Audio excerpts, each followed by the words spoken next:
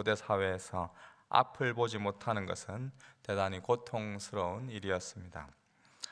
앞을 보지 못하는 이 맹인은 사회적으로나 또 종교적으로 고립이 되었고, 또 생계를 위하여 일을 할 수도 있는 상황이 아니었기 때문에 가난하게 살아야 했습니다. 마가복음에 나오는 바디메오 맹인을 보더라도 그는 길가에 앉아서 구걸하고 있었습니다. 하루하루 생계를 이어가는 것에 급급했던 자들이 맹인이었습니다. 그런데 이들이 예수님이 떠나간다는 이 소식을 듣고 예수님을 따라오고 있습니다. 그리고 얼마나 간절했는지 소리질러 말합니다. 다윗의 자손이여 우리를 불쌍히 여기소서. 맹인들이 소리질러 외친 이 다윗의 자손이라는 말은 다윗 언약을 성취하여 영원한 나라를 세울 메시아, 즉 그리스도를 말합니다. 마태복음에서 이 다윗의 자손이라는 단어가 11번 등장하는데 21장 예수님 예루살렘에 입성하실 때 무리들이 외쳤던 다윗의 자손이여를 제외하고는 모두 이 질병을 치유할 때 이 단어가 나오고 있습니다. 원래 이 다윗의 자손은 나라를 세우고 다스리는 정치적인 왕, 나라를 지키는 군사적인 메시아 그리스도인데, 이 마태복음에서는 병 고칠 때 이 단어가 사용되고 있습니다. 맹인들은 분명히 이 다윗의 자손으로 오신 예수님이 자신들의 질병을 고치고 궁극적인 원인인 죄를 제거해 주실 그리스도라는 사실을 믿고 소리질러 외쳤습니다. 처음부터 예수님은 이들이 소리질러 외치며 따라왔을 때 응답하지 않았습니다. 28절에 예수님이 한 집에 들어가십니다.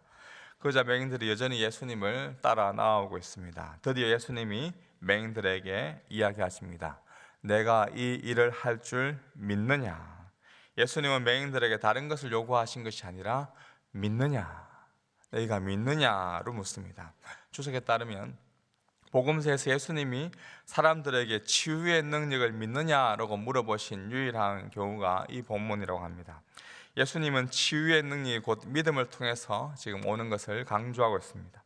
맹인들은 예수님의 이 질문에 무엇이라고 대답합니까? 주여 그러하오이다. 여기 맹인들이 주여라고 부르는 것은 예수님을 다윗의 자손이라고 부르는 데 이어서 예수님을 특별한 사람으로 보고 있다는 증거입니다. 다윗의 자손 주님, 당신은 능히 이 일을 할 수 있을 것입니다 라고 믿음으로 대답합니다. 그러자 어떤 일이 일어납니까? 29절에 예수께서 그들의 눈을 만지시며 이르시되 너희 믿음대로 되라 하시니 그 눈들이 밝아진지라. 예수께서는 그들의 눈을 만지시고 말씀하였습니다. 너희 믿음대로 되라. 그러자 그 눈들이 밝아졌습니다. 예수님은 그들을 불쌍히 여기사 사랑하는 마음으로 그들의 병을 고치셨습니다. 여기 너희 믿음대라라는 이 말은 믿음과 이 치유의 이 관계를 보여주고 있습니다. 맹인들이 예수님의 치유하시는 그 능력을 믿었기 때문에 이 기적이 일어났다는 것을 강조합니다.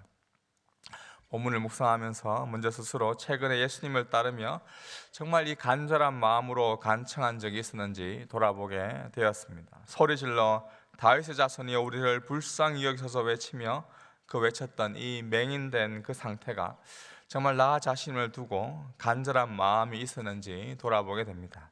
단순히 육체적으로 앞을 보지 못하는 것뿐만 아니라 영적으로 앞을 보지 못하는 그 상태에 있는 존재, 그래서 인생을 어떻게 살아야 할지 몰라 이리저리 방황하며 살아가는 존재로서 다윗의 자손이여 우리를 불쌍히 여기소서라고 간절히 이 영적인 눈이 열릴 수 있도록 기도하였는지 돌아보게 됩니다. 당시 맹인들은 대부분 이 거지로서 가난하였습니다. 그들 대부분이 필요하였던 것은 그래서 일용할 양식, 매일 살아가는 일용할 양식입니다. 좀 괜찮은 사람, 좀 착한 사람을 만나서 오늘 먹어갈 그런 두 손 가득히 챙겨주는 그 일을 만나면 그저 행복한 하루를 보내었다라고 만족할 만한 자들이 맹인들입니다. 그런데 오늘 이 두 맹인들은 단순히 일용할 양식이 해결되기를 구하지 않았습니다. 그들의 근원적인 문제인 이 눈이 열리는 그 치유 사역을 다윗의 자손 예수님께 간구하였던 것입니다.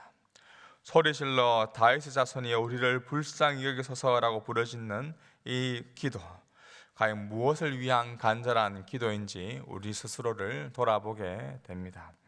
이 맹인들은 무엇보다 예수님에 대한 그 믿음을 가지고 있었습니다. 그들은 다윗의 자손 예수님이 자신의 병을 고쳐주실 것이라고 믿었습니다. 비록 맹인을 고치는 것은 인간적으로는 불가능한 일이고 심지어 구약에서 나오지 않는 일이지만 이들은 의심하지 않고 좌절하지 않고 주님께 이 치유하기를 간청하고 있습니다. 이들의 믿음을 보시고 고쳐주고 있습니다. 예수님은 반드시 근원적인 문제를 고쳐주시는 분이심을 믿으십시오. 맹인들은 육체적으로 눈이 떠지는 복을 받았을 뿐만 아니라 또한 영적으로도 눈이 떠지는 복을 받았습니다. 그들은 예수님을 통하여 육적인 빛과 이 영적인 빛 모두를 보았던 것입니다. 이러한 눈을 뜬 이들이 어떤 반응을 보입니까? 비록 예수님이 조용히 하라라고 말했지만 그들은 지금 조용히 하지 않습니다. 그들은 자신들에게 일어난 일들을 그냥 두고 볼 수가 없었습니다. 그들은 고침을 받은 후에 예수님께 치유받은 그 사건에 대한 소문들을, 간증들을 온 세상에 퍼뜨립니다. 정말 예수님의 치유에 대한 회복의 은혜를 맛본 자들의 공통된 특징은 그 기쁨과 은혜를 도저히 숨기는 것 자체가 불가능한 일입니다. 오히려 감추어 두는 것이 어렵습니다. 맹인들은 예수님이 하신 그 일을 전파하고 있습니다. 이 말씀을 보면서 정말 얼마나 우리가 복음을 전하는 그 일에 진심을 다하고 전하고 있는지 돌아보게 됩니다. 온 땅에 예수님께서 자신의 영적인 눈을 뜨게 하신 그 일을 전하였던 자들로 인하여서 지금도 이곳에 눈이 뜨고 있는, 오늘날도 눈이 뜨여지는 일들이 일어나고 있음을 믿습니다. 감긴 눈을 뜨게 하는 그 일을 감출 수 없어 전하는 그 일을 통하여서 새롭게 또 눈을 뜨는 역사가 지금도 계속해서 우리의 가정과 직장과 삶의 터전에서 일어나기를 소망합니다. 이어지는 32절에 귀신 들려 말 못하는 사람을 누군가 예수님께로 데려오고 있습니다. 그러자 어떤 일이 일어납니까? 귀신이 쫓겨나고 말 못하는 사람이 말하게 되는 이러한 일이 일어납니다. 귀신이 들리면 정신적으로나 육체적으로 심각한 질병을 얻을 수 있습니다. 물론 질병이 언제나 이 귀신이 들려서 생기는 것은 아닙니다. 질병의 원인은 다양하죠.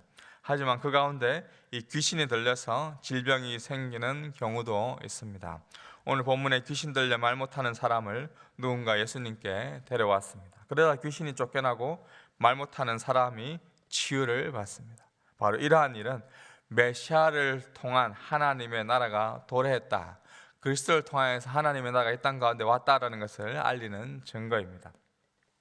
오늘 이 아침에 혹시라도 우리가 예수님께 데려와야 할 누군가가 있지는 않습니까?